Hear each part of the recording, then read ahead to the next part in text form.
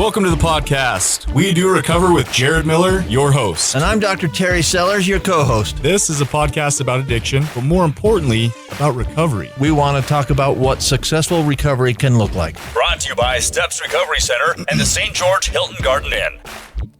You are listening to episode 14 of We Do Recover. I am your host, Jared Miller. Today I am joined by your co-host and our medical expert, Dr. Terry Sellers. Hello, everybody. We also have in the house our producer, Sean Denovan. Hi, guys. And I couldn't even keep it together there after that, Sean. Come on. We also have a giant of a man for our featured guest. This guy could probably quote the AA and NA book back and forth. He goes by the name of John Redd. Happy to be here. Thank you for coming. This podcast was recorded in sunny St. George, Utah. Episode 14, Part 1 is brought to you by Steps Recovery Centers, where addiction ends and healing begins. Listen, if your loved one needs help, please give them a call. 801-800-8142. It's been a couple weeks since we've done this, Sellers. Yeah, we took a week off. That was great. Yeah. I mean, it's fine. We can't do this every week for the rest of our lives, but... I went to a beautiful wedding. Did you? Yeah, what did you do? What did I do last weekend? I went up to Brigham City and saw a few patients. That's about it. Nice. Yeah. Just making the rounds. It's good. Doctor calls. Can I ask a quick favor of our producer? Can I get a little more volume in the headphones? Yeah, let's get it. Yeah. All yeah, right. Thanks. That's better. John, what's new and good in your life, buddy? Oh, I'm happy to be here. I love St. George. I've got in-laws that live down here. It's a beautiful place. Grateful to be sober. Absolutely. I hear that you were driving through Beaver and the universe spoke to you. Oh, yeah. You got to share that story, man. That was an awesome Okay, so it was the weirdest thing. I was thinking last night I probably could use an AA meeting as I was driving down. Yeah. And so I was right at Beaver. I looked it up on my phone, and suddenly there was an AA meeting within 5 minutes of where I was at. It was 6:50. Stopped into Beaver for a 7 o'clock AA meeting. Was there for about 50 minutes. I love going to AA meetings that are not in my hometown with people that I've never seen, never met. It's the same meeting and it's the same message, but it's just conveyed in a different way. And I got a lot out of it. Yeah, that's awesome. Let's check in with Sean. Sean, what's going on with you this morning? I hear we've had tons of technical difficulties. That's why we're running a little late. I have fixed a whole bunch of stuff. I just feel happy about it. So problems and computers and wires and programs and updates and that whole nine things. But you know what? It's working. I love it. That's all that matters right now, right? We're so grateful for you. I know that this isn't easy, right? This is not easy. So thank you. I got to second that motion. I tried to do a podcast once upon a time just by myself, and the concept was great, but the way we pulled it off was really not very good. And to have a guy that fixes all the problems and make sure everything works, and it's been really cool. Thanks for doing that. You bet. This is way better this way. You're worth every cent of that every 10 penny. pennies that we pay you. Yeah. Sweet. All right. Every penny of that dime we pay you. All Let me right. work on that invoice a little more next time. You might need to add a 0 or 2. There you go. Oh, Move man. that decimal point over. Yep. I love it. All right. Well, today we got Dr. Sellers in the house. I'm going to let him lead on our guest, John, here. Oh, my gosh. I have to lead? Let's I don't get know how it, to buddy. do that. Yeah, absolutely. you do. Well, okay, let's do it. So John is in the house, and I've known John for a while, but I don't really know John all that well. I don't know that much about him. So today I get to discover this stuff with you guys. I've known John as it's just a really happy, kind of smiling all the time, kind of the glass always seems to be half full kind of guy. So, John, what is behind that smile? Well, good question. I don't even know. I woke up today just feeling so happy, so blessed to be able to be here. I'm nervous. This is not something that I usually do on my week, like on a Friday. So for you guys, this is natural and normal. But for me, I had some anxiety this morning, but I'm just grateful. I'm hoping that I can have a message that recovery is real, that there's hope. Yeah. I think my story and my life, I was one of the guys who quite literally thought I was just so hopeless that there was no option for me. Yeah. And I get to live a life today that I can be proud of. Yeah. And that's a big deal. Yeah. Well said. So I got gratitude out of that, right? Absolutely. Like gratitude is a way to stay happy and a way to kind of look around and take the inventory and figure out what's going on in your life that is worthwhile and helpful and beautiful and fun. And I like that approach. Like that's a great approach. Just Yeah, I've got a formula that I use. It's a simple formula. And I was told if you always want to have a good day, you just make sure your gratitude outweighs your expectations. And if you're able to do that, you're going to have a good day. And so whenever I get to a place where I'm thinking, oh man, life's heavy, like it's just rough today, I've got to like put those on the scale and determine where my gratitude is and where my expectations for the day are. And as long as I focus on what I'm grateful for, I always have a good day. Yeah, great. I love that. I'm going to repurpose that. You know, that is one of the things I think that I've gotten out of doing this podcast is there's these little nuggets out there that I don't always, you know, I've been around recovery for a while now. I've been clean for over 18 years. And I just don't always know these little nuggets. Like some of the things we've learned on this podcast are just great. Like make sure your gratitude outweighs your expectations. Yeah. Wow. I love it. And it's not hard to do. No, That's a pretty simple formula. in anytime I'm willing to do that, I have a good day. Sometimes I'm not willing. Sometimes I'm stuck in myself, and that's where it goes. But if I'm willing to do that, it's a great day. Yeah, if you see, it seems like that would be a relatively easy thing to do, is to manipulate that in your brain. That look around and find something that you're grateful for, and if it's not very hard in recovery, right? But the second thing is also is maybe if you're worried about not having a good day, lower your expectations. I mean, you can increase your gratitude, but by conscious thought, you can lower your expectations by conscious thought. Either of those things are accomplishable. Absolutely. So- we can do them together. Yeah, exactly. I love that. Well, that's beautiful. Well, okay, so for our studio audience who does not, we don't have a studio audience. For our listeners, I'm picturing these grandstands full of people. You know, I think I have an idea to expand the podcast studio now. We're going to bring in an audience. Yeah. That's Big a good old, idea. yeah. Get some bleachers, and yeah, it'll be great. I got a little carried away there. Sorry. For our listeners, who's John Redd? Like this, introduce yourself. Tell us who you are, kind of what's going on in your life right now, what you're doing, that sort of stuff. Yeah, Yeah, every story has a beginning. Where does it begin for you? Yeah, absolutely. So where I'm at right now and then the beginning. So I am a husband. I am a father. I have 4 kids, 20 years old, twins that are 17 and 11-year-old. 11-year-old's getting ready to turn 12 at the end of this month.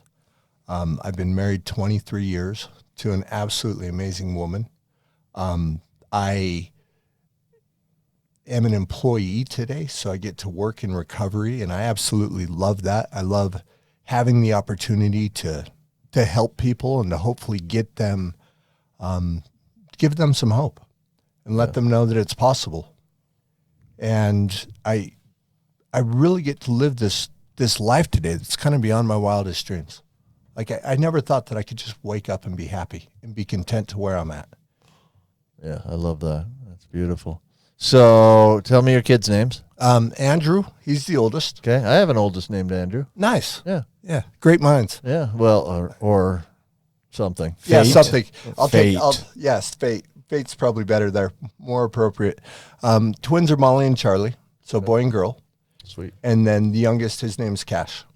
Okay. So I've got 3 3 boys and a boys, girl. 1 girl. Yeah. Okay. That's a lot. Yeah, How it was, is. How was raising twins?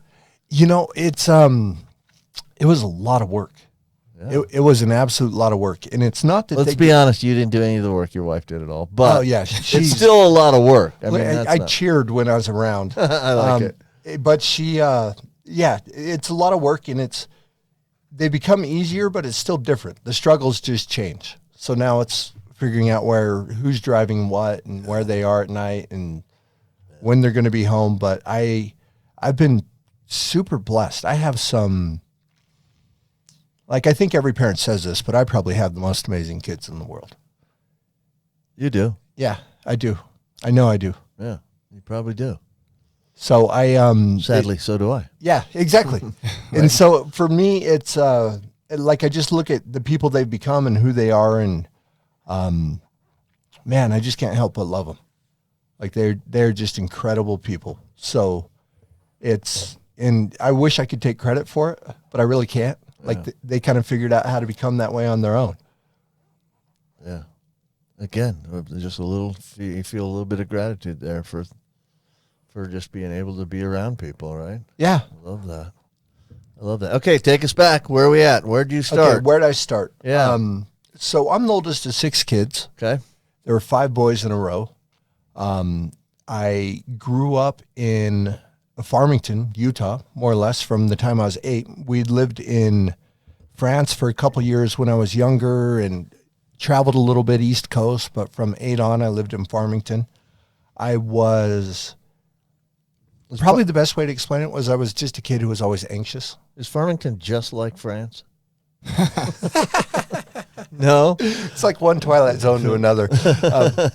Yeah. I've done that a few times. I moved from Las Vegas up to Davis County, Utah, and that was truly one Twilight Zone to another. So That's a good point. yeah, so I moved there when I was 8, and I was one of the kids who was always anxious. Like I always just felt something wasn't right. I was always just nervous, and I remember never sleeping the night before school started, and always like being overly concerned about what I was wearing and who I would sit by on the bus, and just had this underlying threat of anxiety that just kind of always went through me.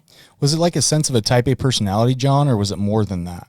Like, I think it was more than that. You come off as very high energy, high strung, right? Like, Yeah. that's just you. I see that. Like you're a red personality, you're a type A personality, but there was more to it than that, right? That's what I'm getting. A lot more to it than that. Okay. And I just overly self-conscious. It was as if, and I think you guys have probably heard this, but when I heard it, it just clicked for me. It's as if other people around me had gotten the book on how to live this world, and somehow I never had it. Yeah. Like I never read it. I never saw it. I'd watch people interact, and I'd just think, man, that just seems so natural for them.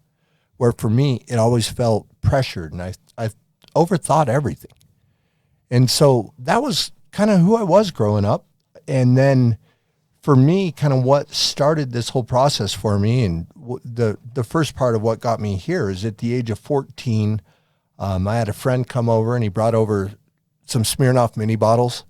And I remember at the age of 14 learning how to pronounce Smirnoff. And I've thought for a few years what kind of orange juice we mixed with it. I have no idea. I don't know if it was like a tangy or flat, because the orange juice is not what had the effect. And I drank 3 of those, and suddenly I went out in the neighborhood, and I was making eye contact with the girls, which was like huge for me. Like I was laughing. Okay. People were laughing around me, and I thought, man, I think I figured out how I'm going to function in this world.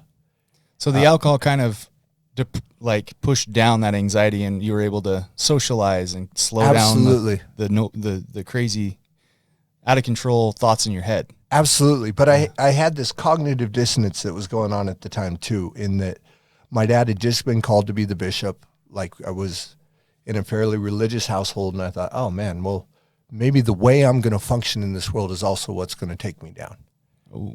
And that went on briefly, because I kept drinking, and my world kind of spiraled from there, and I just kept it going. Ooh, interesting insight at that age, right? That's Yeah. You understand that's the thing that's going to ruin you, but you also then are fighting against, this is the thing that makes me feel like it looks like everyone else feels. Yeah, like it's tough what allows me choice. to be a part of. Yeah. Or feel normal. Absolutely. Which is every kid's quest. Yeah. We all just want to fit in. We all just want to act like we belong there and have Acceptance. people accept us. Yeah, I think that would be a really, really difficult choice. You found something that makes you feel like you fit in. Yeah, and that's what started it. That was the struggle. And so my world, I was able to be a good student while pulling all of this off. So I kept that going, and by the age of 18, I'd moved out of the house right after graduating high school. Moved in with some friends, and things just truly escalated to a point where at the age of 19, I had to check myself into treatment. So I was someone who was shooting up heroin and cocaine on a daily basis. At 19 years old, I'm 6'3", about 200 pounds, and I remember going into treatment at 140 pounds at 6'3" when I was 19. John, okay, so you just Oh, took yeah, us- no, I'm going we quick. went light years Like- there. So let me just ask you a couple questions. So Of course. started out, at what age did the Smirnoff get introduced? 14. 14. By 19, you're not only abusing illegal narcotics, but an IV user. An IV user. And so the way that worked for me, it was one of those things I said I'd never do. Like in my life, I would never do. Sure. And I had been experimenting with like cocaine and different things at the age of 19. And my roommate's little brother was an IV user. So he and I went in and we both had like $15, which was probably all we had to our name. So we decided to split some up. And what happened is he said, okay, I'll split it up for us, and came back and he said, man, I've got yours in an IV. I said, I'll never do that.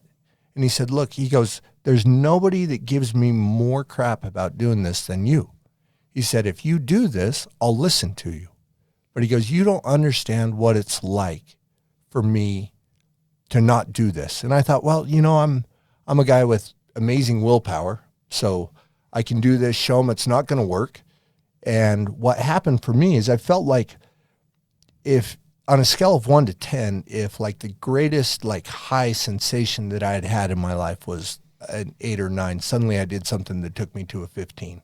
It just took it right off the charts. And it was from that moment on, I did not know how to stop. Yeah, and I think, look, in our teens, we all think that we're indestructible. Sure. Right, Sellers? I mean, Sure. You probably thought that way too. So tell us, you struggled with that. Struggled with 19. that, Where 19, did you go and then from I there? I called my parents, I called my mom, and just one day asked for help. Like I was at this point where I just knew I couldn't do it anymore. And so my parents came and scooped me up and put me into treatment. And I went down to Arizona at the age of 19 to get into a treatment program down there. And when I went there, I felt like suddenly I had found people that I could relate to, like people who were looking to be emotionally honest, and people who I'd always felt like I was this black sheep, and suddenly I was around all these other black sheep. Right. And it just seemed to work. And so after that, I came home and I thought, well, I've got a new career path. I've got a new way of doing this. And so what I did is I came home and I went and got a degree in psychology. I went to the Graduate School of Social Work to earn the LSACs, so the Licensed Substance Abuse Counselor.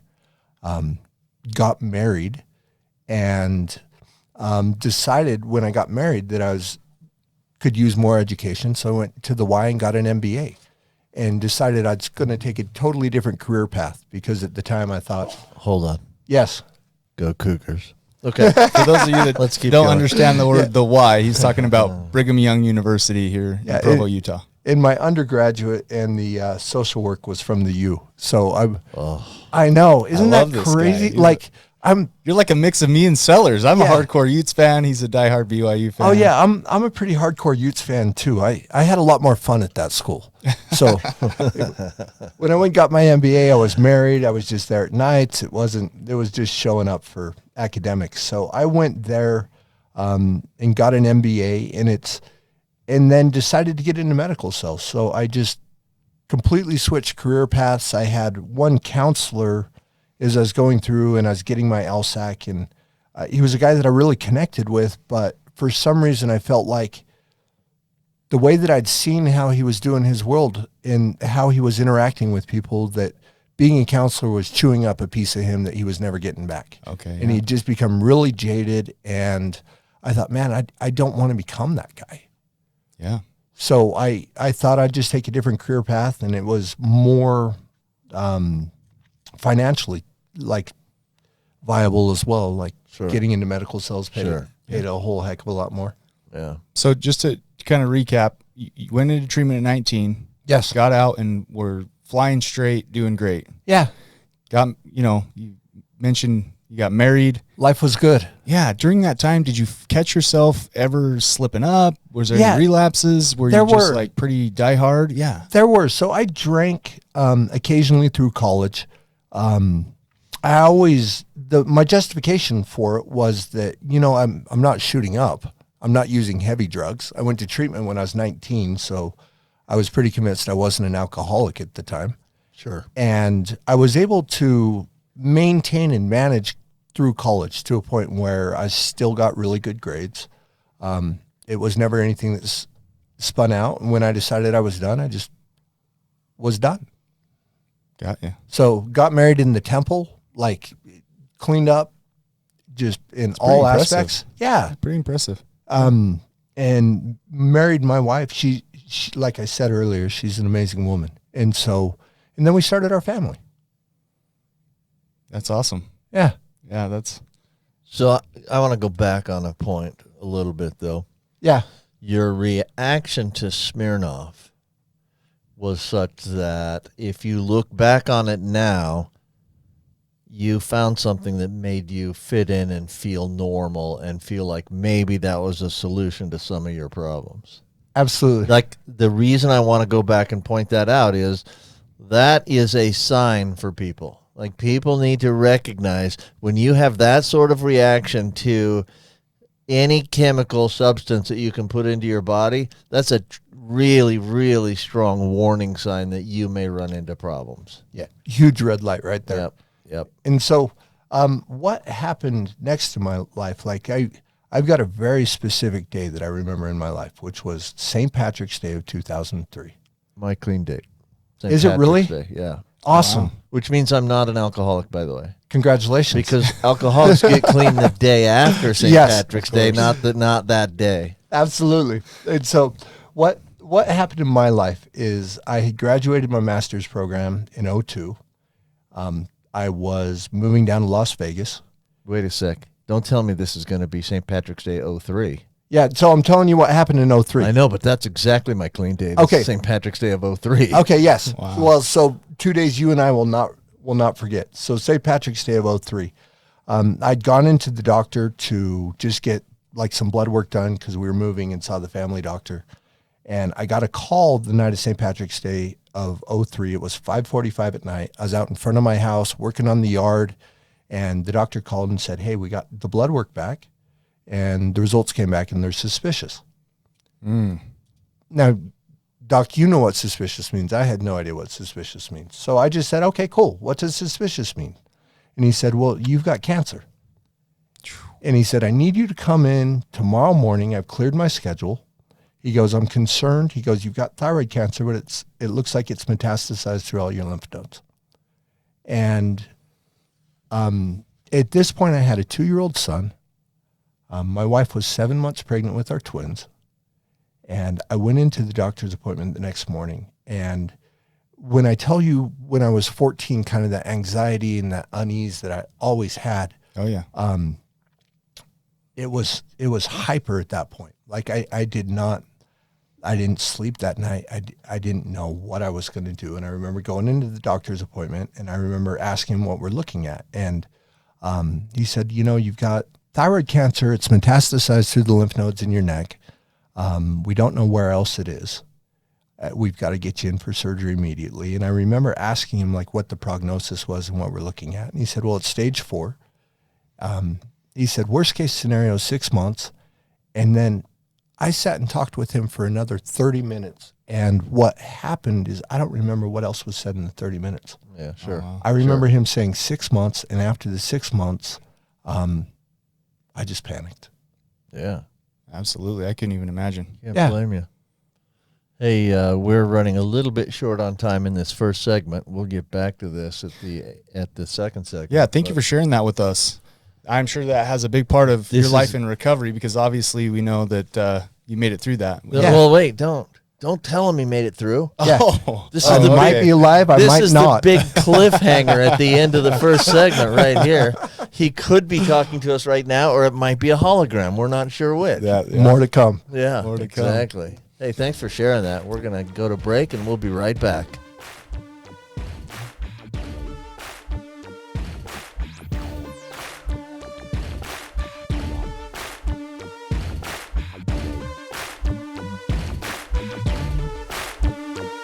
You are listening to We Do Recover with Jared Miller and co-hosted by Dr. Terry Sellers.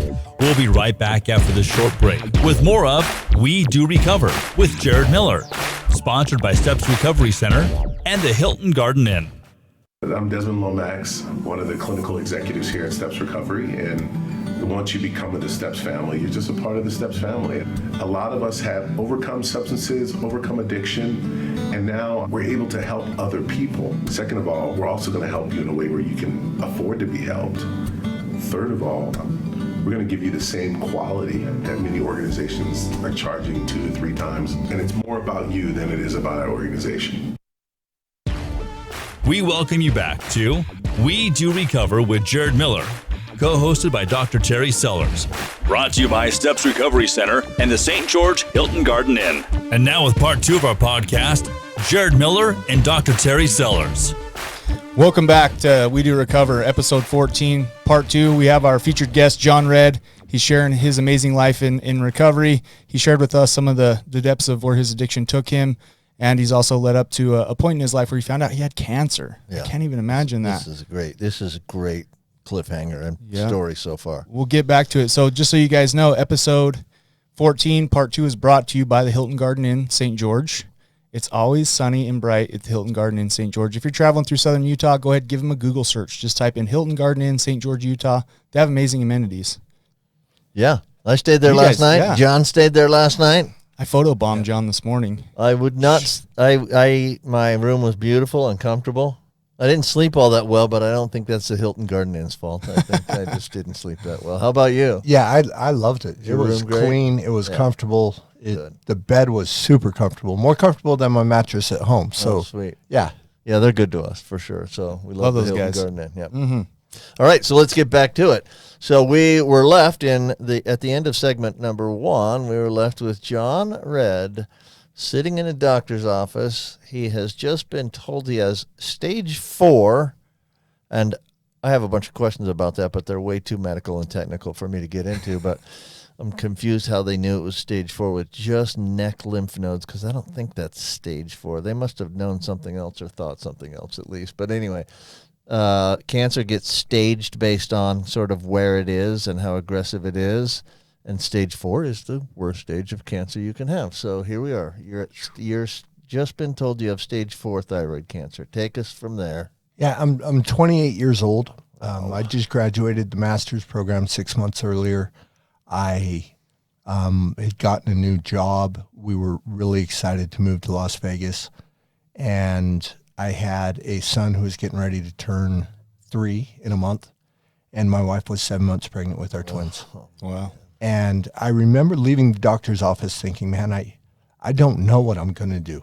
The panic I had thinking, and I'm never going to see these kids grow up. Yeah. And what he said is, we need to bring you right in for surgery. So I went in just within a couple of days for surgery. The surgery was supposed to be a few hours long, and I was supposed to be in the hospital a couple of days. Surgery lasted almost the entire day. I was in the hospital 11 days, and as a result of it, a branch of my spinal accessory nerve got severed. Oh, jeez. And so During the surgery? During the surgery. Oh. And so I ended up having a lot of shoulder pain, and when I left the surgery, I was given OxyContin.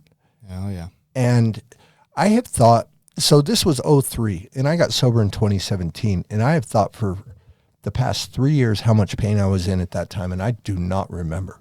But I remember just being so full of fear and just so emotionally panicked that that's what I was taking the medication for. Sure. So more for that than the actual pain in and of itself, you feel like? Yeah, more for that than the actual pain. And then what happened, that just progressed. So after the first surgery, I had a couple more surgeries, multiple rounds of radioiodine treatments. Yeah. And had a surgery at the Huntsman Cancer Institute. Then another year later, had a surgery at the Mayo Clinic in Rochester, Minnesota. And I remember what had happened in 2007 when I had the last surgery at the Mayo Clinic, and I'd been given a clean bill of health. And I was hooked on OxyContin. I'd gotten myself to a point where I was drinking vodka every night so I could fall asleep. And they told me I had a clean bill of health, and I remember just thinking, now what am I going to do with my life? Yeah. Like, because I could see where I had gotten. Still able to maintain a job and kind of hold it together on the outside, but internally I was just such angst. And so then my thought process got to, well, John, you have a degree as a licensed substance abuse counselor. So it would be good to put like all of that self-will and self-knowledge you have to practice and pull yourself out of this. Yeah. And so I started trying to do that. And what happened for me is that it just spiraled. It got so much worse. I was trying to control alcohol with pills and pills with alcohol. And it was just this vicious circle where then I started losing all the jobs which my identity and my ego was attached to. And it spiraled to a point from 2007 to 2017 when I finally went into treatment that I couldn't hold a job, that my parents and my in-laws had gotten together and they were trying to figure out how to put me on permanent disability because they thought I'd never be able to hold a job again. And I thought maybe they were right. Like, I didn't think there was a way I could be a part of this world. Now, was that through? Sorry, go ahead. Oh, you go ahead. Was part of that through maybe they felt like it was the fallout from your surgeries? Like, had you been honest with them and upfront with them about your substance abuse use? And I also think it's super funny that they gave you this clean bill of health, right? Saying you don't have any cancer left, and yet you and I both know that the addiction was rampant. Right. As likely to kill you as the cancer. Oh, probably. Yeah. Yeah, more likely. Yeah. Yeah. And I want to point out another quick note, and I hear this all the time. And so sometimes during people's stories, I hear these little kind of dings that in my brain. I've heard way too many times, why were you using meth? Well, I was using meth to get off of heroin. Like, okay, guys, that's not a great way to get off of heroin. That's just trading all one that for the does is give you a meth addiction. And so you kind of mentioned that about you're using the alcohol to control the pills and the pills and it's like, yeah, okay, that's also a red flag when you're using another controlled or illicit substance to get off of. That's not going to work ever. Yeah, and the problem is like internally I kind of knew it was a red flag. Yeah. But I felt like I'd gotten to a point where I was just doing everything I could to survive in this process. Sure. And so I'd lost all these jobs, and I'll take you up to so in the course of that 10 years, we moved back from Las Vegas, and we did that in 2010. And I thought that would help me. And the problem was I brought me with me when I came up to Utah. Should have left yourself back. Should have left myself in Vegas. I'm with you entirely. And so I thought that was part of it. And like we said earlier in the podcast, it was kind of going one twilight zone to the other. So I thought if I changed my environment, it'd be okay. My wife and I ended up having our youngest, Cash, I was kind of hoping maybe a kid would fix it. Yeah, sure. Kids will fix it. Yeah. It wouldn't, like, Cash is amazing, but it didn't fix the problem at the time. Yeah. And so we came up, and I ended up losing the jobs. Like I said, that I was so attached to, and as long as I was making good money and holding a good job, I felt like I could still hold it together. And it was the summer of 2017. And I'm going to tell you about like another thing that I just remember so candidly in my life. We were going on a family vacation in Newport Beach, California. And we were going with the in-laws, and it was my wife and kids and her brothers and her sister. And we were pretty excited. I was excited to go on this family vacation. I love Newport Beach. I'm excited just by you explaining that. Sounds exciting to me. Yeah. And it was 2 days before the vacation, I got uninvited to come. Which was the absolute right thing that should have happened. I was a guy who had so much self-pity that just to be around me, it's like I literally sucked the air out of the room. Like no one could even be I couldn't be in my presence. No one else could. And I got uninvited, and my wife's heard me tell this story a bunch, and she actually pulled me aside a couple months ago, and she goes, "You think you got uninvited," but she goes, "Really, you were never invited to start with." She goes, I just had to let you know that. And I'm like, great sense of humor, but it's the truth. And so it was me. I was home alone with the dog. And I had gotten to this point in life where the way I describe this point is that when you wake up in the morning and your life has never been so heavy and you just cannot believe what it's become. And it's never been that bad. And then you wake up the next morning and it's worse. Yeah. And you wake up the next morning and it's worse. Yeah. And I was at that point, and I was entirely out of options in my mind at the time. And so I came up with the only thought that was probably the most novel idea that I'd ever had, like in trying to get help for me. And so what I did is I went through the house and I locked all the doors and I pulled the blinds, which was funny because nobody visited me. Like I was not a guy people just dropped in on to say, hey, buddy, let's watch a game. Yeah, you don't come over and visit the Dementor, like Yeah. the guy that sucks the life out of you. Absolutely. Yeah. And I went down to a bedroom in the basement, sat on the bed, and I just remember like just dropping my head and simply saying, God, if there's a way out of this, please help me. And it was the most sincere prayer I've ever said in my life. And what happened, within a couple days of saying that, the job that I was barely holding on to asked me not to come into the office anymore. My wife came home from Newport, and she... Well, that just does not feel like God helping you. No, It? it doesn't. It doesn't. But it You has can like look back on it, and for sure it was, but it doesn't feel that way at the moment. In the No, morning. it has a beautiful ending to it. And so my wife came home and she had this resolve in her face and in her eyes that I'd never seen before. And she looked at me and she just said, man, you got to go. She goes, I don't even care at this point if we stay married or get divorced. You just have to go. I went up to my parents' house. My parents have the 6 kids. You know, a couple of us have been to treatment. Yep. So they're pretty good enablers. Like it's like, sorry, Mom, Dad, but they had been, and they said, look, we're willing to help you, but we're not willing to help you your way. Like things have to change. And then amazingly enough, it was about the day after that I got an opportunity to go to treatment.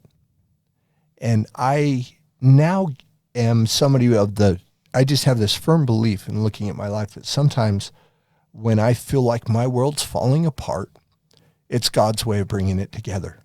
But I can't see it. I would have told you at that time that everything in my world had fallen apart that day or that week. But what had happened was it had to crumble so that it could be brought back.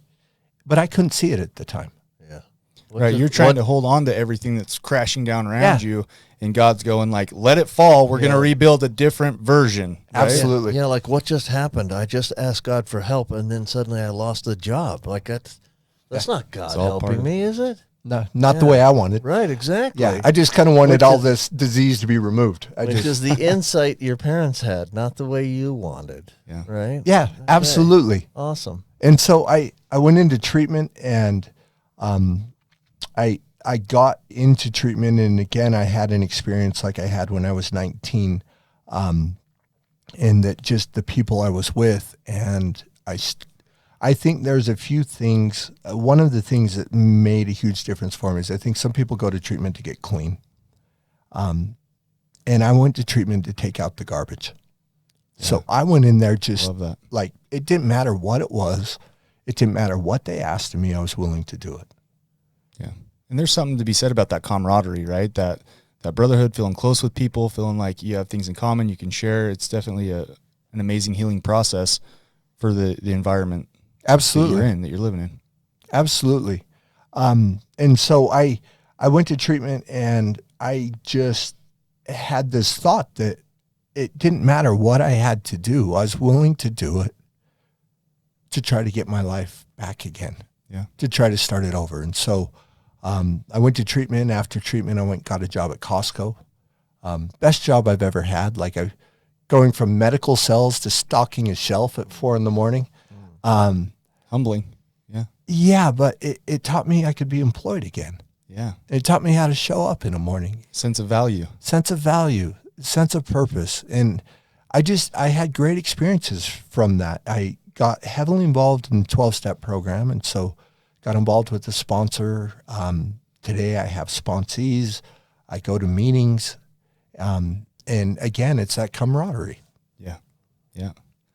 Yeah. I love that. Thank you for bringing us into this. Beautiful. Do you have any questions for our Well, guest about his life in recovery well, today? that's I mean, where he's we- a giant of a man in Yeah, the we recovery need, world. we need to get there quickly because we have about 10 minutes left in our podcast, and the life you're living today looks so beautiful. So let's move towards that. Yeah. What, so take us just briefly from that. So you got out of treatment. What happened, and then how did you get where you are today? And where are you today? What are you doing? Yeah, so I got out of treatment and went and worked at Costco, and I was working on like my priority in a day at that point, and still this morning, is to stay sober. That is the one absolute most important thing that I do in a day. And it's amazing to me because when I focus on my recovery and my sobriety, my wife will think she's the most important thing in my world. My kids think that there's nothing that matters more to their dad than them. Yeah. My job seems to think I'm all in. And I'm just kind of telling them, like, look, guys, I'm just a dude trying to stay sober. But when I'm sober, I get to do some beautiful things. Yeah. And so for me, I'm also a guy who I don't remember the last drug or drink that I took. Like, it had just gotten so bad for so many years that it just spun into everything else. And so I suddenly started getting this new life, and I started feeling like I was a part of this world again. And I started just having this energy and having kind of this peace and serenity about me. And so I was working at Costco, and I remember I was reading the big book, and I was trying to figure out if I should leave and get back into medical cells. And there was a part in the big book that said we had found that material well-being always followed spiritual progress. It never preceded it. And I was working on making some spiritual progress. And I remember praying and asking what to do in my life, and just got this overwhelming sense you're okay right now. And then 2 days later, I got a call from somebody who worked at a rehab and said, hey, would like to make you our community outreach director and business development. And so I went into recovery, and what I've found for me, so I've had a couple jobs in treatment. I ended up a couple years later getting laid off from that job because they closed a lot of the outpatient programs, one of the residential programs where I was working. And so and then amazingly, I just ended up another place, and I absolutely love where I'm at today. And I love being able to meet with people and being able to say, you know what, there's hope. There's a way through this. Yeah. And where are you today? Give him a shout out. Yeah, I'm with Ardu Recovery. So it's in Provo. It's a medical detox residential facility. We just opened up aftercare as well. We do a really good job. One of the things that I think Ardu does very well, in my experience, is that a lot of places, as I said, you go to take out the garbage. And I think in residential, it's not as much the path to recovery. It's doing the discovery. It's uncovering. It's figuring out what's going on. And I see these people getting well that come through the program. And I actually get to run group there on Thursdays. Way cool. And I'll tell you, it's my favorite day of the week. That's awesome. So I work there, and I do that today, and I'm really involved. I'd love to, if we have time, I'd love to tell you about the best night of my life. Oh, we'd love to hear the best night of your life. Okay. So, it was still early recovery. It was my twins' birthday, and their birthday was May, and they were the last. So I'd been sober on my youngest birthday. I'd been sober on my wife's birthday. I'd been sober on my oldest birthday. I'd been sober on my birthday, and it was the first time I ever got to be sober on their birthday. And they were turning 15 years old, and they wanted to go to Classic Skate. And Classic Skate's usually not my idea of a fun time. Gosh, it's like pulling teeth. Yeah, Like I tell people it's like, that just sounds terrible. yeah, I hope I could say this on the podcast, but it's kind of like my version of hell. Like, Yeah. I actually think hell might sound funner than a night at Classic Skate. Absolutely. Lack of a better way of putting it. I don't know what you guys are talking about. I have great memories of classic Yeah. skating, holding the girl's hand, going around in circles. Come on, guys. What's You're not to young. love? You're young. And so, and I was working at Costco, and I could barely afford the Little Caesars pizza that I'd showed up with. I didn't have any money, and it didn't sound like it was going to be a fun night. And I pulled up and I remember walking in and I remember thinking something that my sponsor told me. And he said, John, make sure you take your higher power with you wherever you go. And that was a new concept to me. I always thought I kind of checked in the morning, checked out at night, and then what I did in the day was my business. And I remember just walking into Classic Skate and just saying this prayer, like if you can help me, I'd like to be able to be a part of this evening. And I went there and I'm 6'3". I put on some roller skates, not super coordinated. So it's kind of like a giraffe going around the roller skate rink with strobe lights. This is a beautiful picture right here. Yeah. And man, I had the biggest smile on my face and I was just a part of the evening. And I went home and I went to bed. And first my son Charlie woke me up. And he woke me up to tell me it was the best birthday he ever had. And then about 30 minutes later, my daughter Molly came in. And she told me it was the best birthday she ever had. And I had always tried to buy him gifts, and I'd always tried to buy him the biggest and nicest thing that you could possibly afford.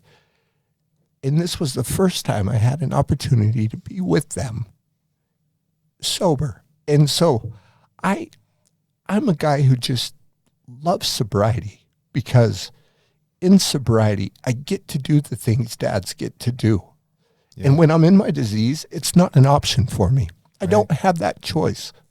And today, I've just, like, if we had hours, I could tell you all the amazing experiences that I've had in my life like that since I've been sober.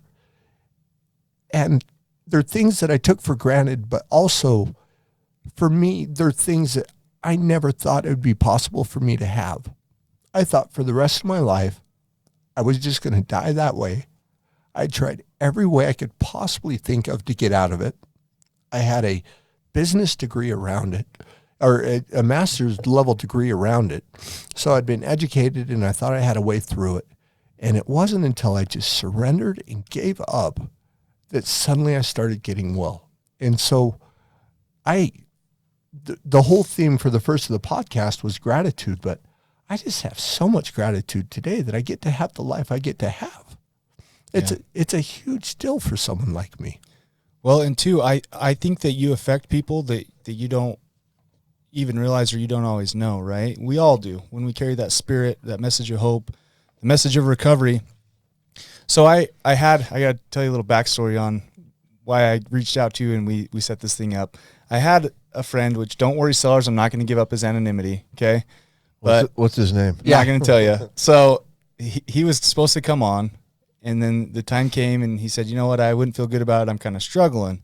He said, but there's a guy who's helped me a ton, John Red. Yeah.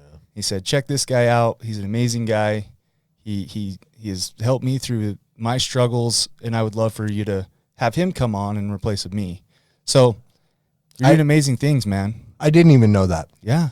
That's like, because I knew of you on social media and stuff, but when you have somebody dear, when I had somebody dear to me say that you had affected them, I was like, oh yeah, this guy definitely needs to come on.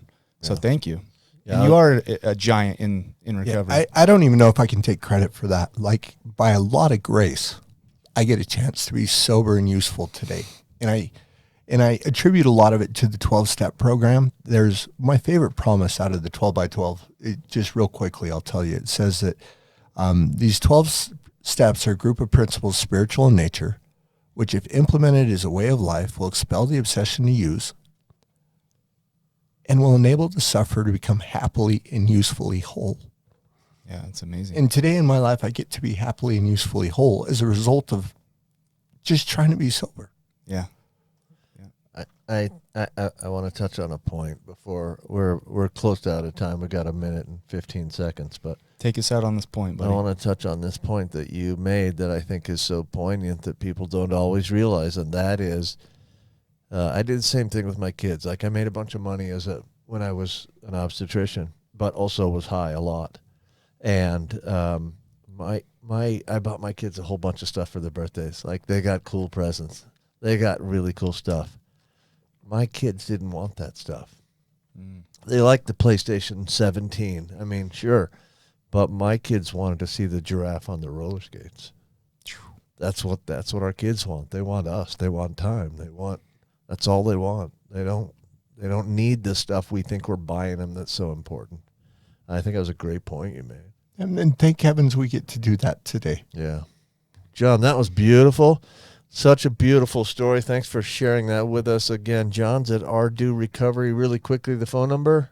It's 801-810-1234. Okay, thanks. John Red, thanks for being with us today. Thank you guys for tuning in to We Do Recover. This is the fastest growing podcast about recovery. Join us next week for episode 15. Beautiful. Thank you for having me. Thank you for joining us today on We Do Recover with Jared Miller. Help us spread our message of hope. Like, comment, and share. If you have any topics or ideas for future shows, please share that on our Facebook page. That Facebook page is We Do Recover with Jared Miller. If you or a loved one needs help, please reach out to us. Again, thank you for listening. Brought to you by Steps Recovery Center and the St. George Hilton Garden Inn.